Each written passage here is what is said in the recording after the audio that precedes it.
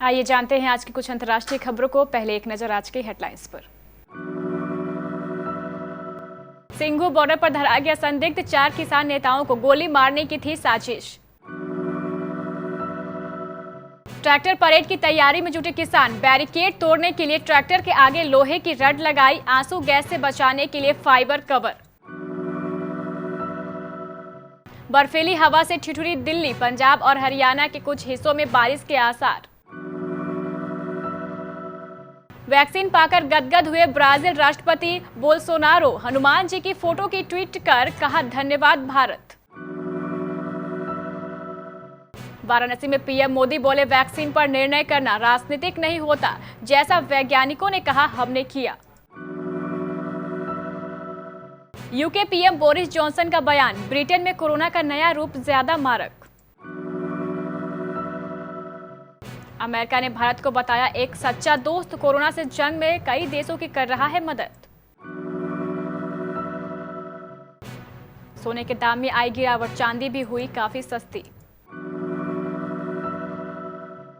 नूरा फतेही का शानदार बेली डांस, जिसे देखते हुए पलके नहीं झपका पाएंगे आप।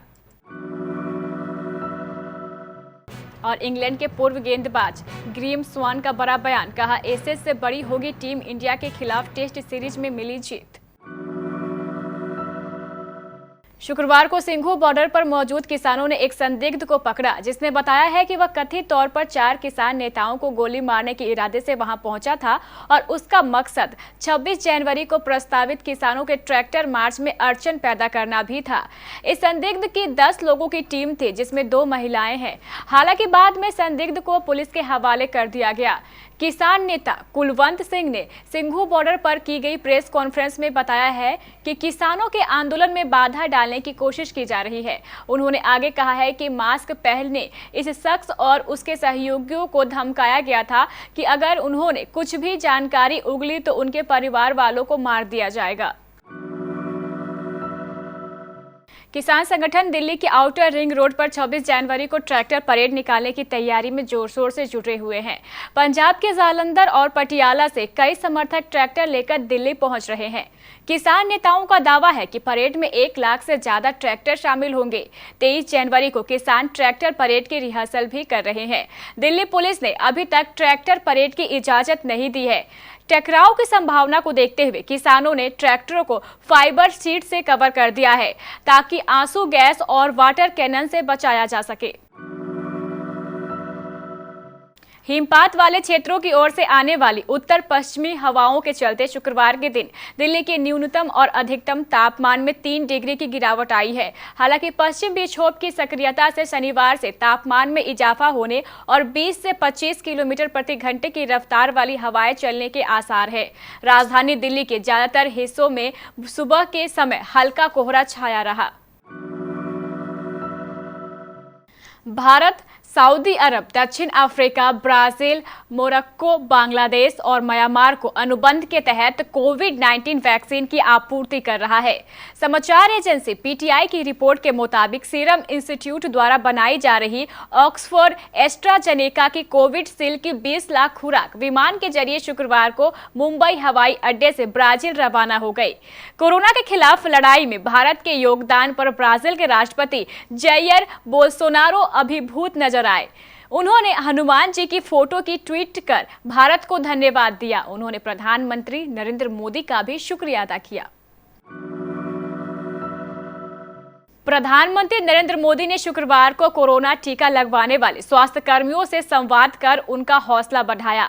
जिला महिला अस्पताल कबीर चौरा, दीनदयाल अस्पताल और सामुदायिक स्वास्थ्य केंद्र हाथी बाजार में स्वास्थ्य कर्मियों से बातचीत कर टीकाकरण के बाद के प्रभावों की जानकारी ली, जिस पर स्वास्थ्य कर्मियों ने प्रधानमंत्री मोदी के प्रति आभार भी जताया। इस दौरान पीएम ने कहा है कि टीका पूरी तरह सुरक्षित है। यह संदेश जन जन तक बांटने की जरूरत है। कहा है कि किसी भी वैक्सीन को बनाने के पीछे हमारे वैज्ञानिकों की कड़ी मेहनत होती है। इसमें वैज्ञानिक प्रक्रिया होती है।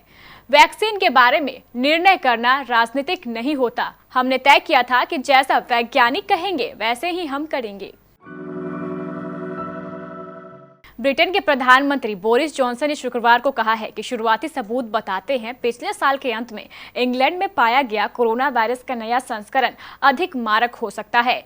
New and emerging respiratory virus thresher advisory group के वैज्ञानिकों द्वारा शुरुआती डेटा ब्रीफिंग के आधार पर जॉनसन ने स्वीकार किया है कि कोरोना का नया स्ट्रेन ज्यादा घातक है और इससे मौतों की संख्या भी बढ़ सकती है। बता दें कि अभी तक यह कहा जा रहा था कि नया स्ट्रेन तेजी से फैलता है, लेकिन इससे ज्यादा मौत होने के बारे में कोई जानकारी नहीं दी गई थी।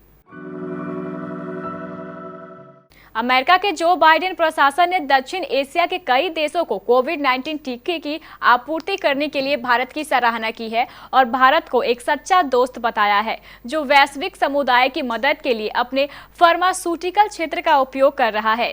अमेरिका के विदेश विभाग के दक्षिण एंड मध्य एशिया मामलों के ब्यूरो की ओर से ट्वीट किया गया। हम वैश्विक स्वास्थ्य में भारत की भूमिका की सराहना करते हैं, जिसने दक्षिण एशिया में कोविड-19 टीके की लाखों खुराक साझा की है। भारत की ओर से टीके की मुफ्त खेप की आपूर्ति मालदीव, भूटान, बांग्लादेश और नेपाल के साथ शुरू हो गई है और यह दूसरों के लिए भी विस्तारित होगा। भारत एक सच्चा मित्र है जो वैश्विक समुदाय की मदद के लिए अपने फार्मास्यूटिकल क्षेत्र का उपयोग कर रहा है। राष्ट्रीय राजधानी में शुक्रवार को सोने एवं चांदी की कीमतों में अच्छी खासी गिरावट देखने को मिली। इससे हाजिर भाव में सोने एवं चांदी की कीमतों में लगातार 3 दिनों से जारी बढ़त का सिलसिला थम गया। सोने का मूल्य शुक्रवार को 263 रुपये टूटकर 48,861 रुपये प्रति 10 ग्राम के स्तर पर बंद हुआ। इसके पिछले सत्र में सोने का भाव 49,124 रुपये प्रति 10 ग्राम पर रहा था। HDFC सिक्योरिटीज के मुताबिक वैश्विक स्तर पर कमजोर रुझान की वजह से दिल्ली में भी बहुमूल्य धातुओं की कीमतों में गिरावट देखने को मिली। नोरा फतेही कितनी बेहतरीन डांसर है ये किसी से भी छिपा हुआ नहीं है।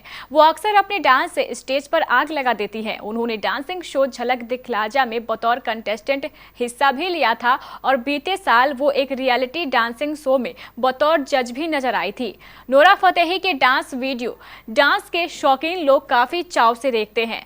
ऐसा ही एक वीडियो इन दिनों खूब वायरल हो रहा है जिसमें नोरा शानदार बेली डांस करते हुए नजर आ रही हैं। इंग्लैंड के पूर्व स्पिन गेंदबाज ग्रेम स्वान ने भारत और इंग्लैंड के बीच 5 फरवरी से शुरू हो रही टेस्ट सीरीज के पहले बड़ा बयान दिया है। स्वान ने कहा है कि अगर इंग्लैंड की टीम भारत को टेस्ट सीरीज में हरा देती है तो यह उनके लिए एशेज जीतने से भी बड़ी उपलब्धि होगी। भारत की टीम अभी ऑस्ट्रेलिया को उसी की सरजमीन पर 4 मैचों की टेस्ट सीरीज में 2-1 से हराकर लौटी है। विराट कोहली की गैर मौजूदगी में रहाणे की कप्तानी में टीम इंडिया का प्रदर्शन ऑस्ट्रेलिया दौरे पर शानदार रहा और टीम दूसरी बार बॉर्डर गावस्कर ट्रॉफी को अपने नाम करने में सफल रही।